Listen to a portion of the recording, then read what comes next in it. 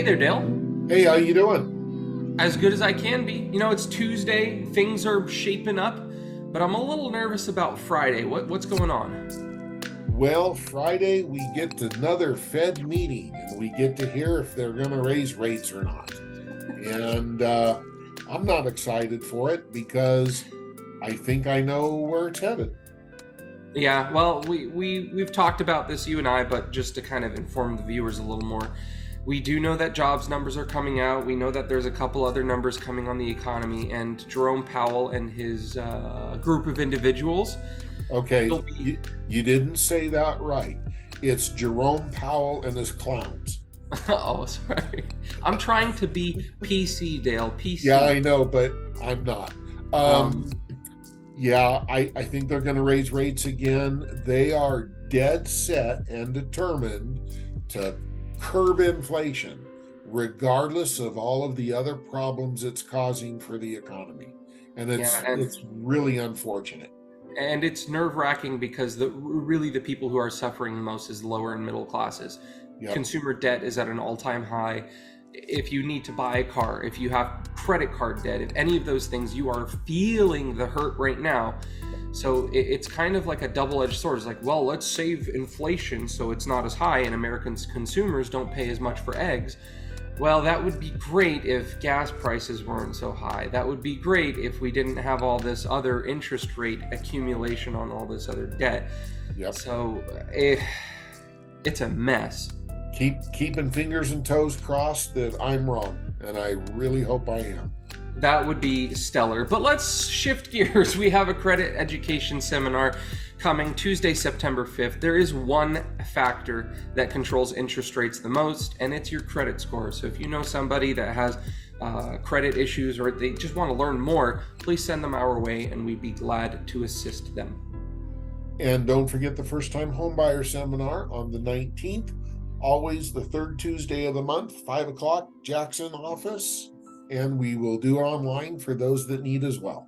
Yeah, and that goes for the credit education seminar as well. So, Dale, we didn't have the greatest news. It kind of slipped under the radar. A lot of people don't want to talk about it. But we are now seeing 40-year highs on interest rates again. Last time it was like this was November of 2022. We were at 7.08 as an average. As you can clearly see, we are at 7.09. So it's Yeah. And this information is a week old. When the numbers come out for this week, it'll be higher. Not a lot higher, but it will be higher. it And will. they're just rates just aren't doing what we all hope they will. Yeah, so this kind of brings up an interesting conundrum. You've talked about it with borrowers and realtors. I've talked about it with borrowers and realtors. Everyone's feeling it. I want to wait for interest rates to go down. But Dale, this chart tells us something that kind of should cue us into, I don't know if dangerous is the right word, but a dangerous way of thinking about the market. Well, it clearly home prices are going up. Yeah. I honestly don't believe they're going up at 10%. That's just a bit much. But clearly the minimum here is 5%. And we are seeing the proof is in the pudding. You're seeing prices being listed with higher selling prices, not lower selling prices. You're not listing a house for 4 and settling at 380. You're Yep. listing a house for 4 and getting 4 or maybe 410. So appreciation is still happening, and it Yeah, is and increasing. that that's a big misconception that's in the market right now is people who say I'm waiting for interest rates to go down. They think that housing prices are staying exactly where they are or even going down, which is hugely wrong. And this has Right. been taking place since February of 2023. So, Yeah, it's waiting is not a good option. yeah. So the cost of waiting. I actually talked with a realtor about this. I did this specifically for the realtor. It's a cost of waiting analysis. It has the loan today and what it would be like if you waited 6 months, a year, 2 years, 3 years. And you can kind of see that there's there's not a benefit of waiting necessarily. Take a look at the monthly expenses. If you waited 6 months and if interest rates went down a little bit, you could save some money. You could, but not really much. Take a look at that. That's less than $20 of savings a month. That's one trip to Starbucks. Yeah, one trip to Starbucks a month. Take a look at 1 year.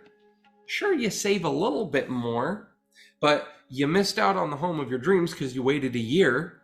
And look at the appreciation. We took that conservative estimate you just brought up, Dale, 5% appreciation annualized.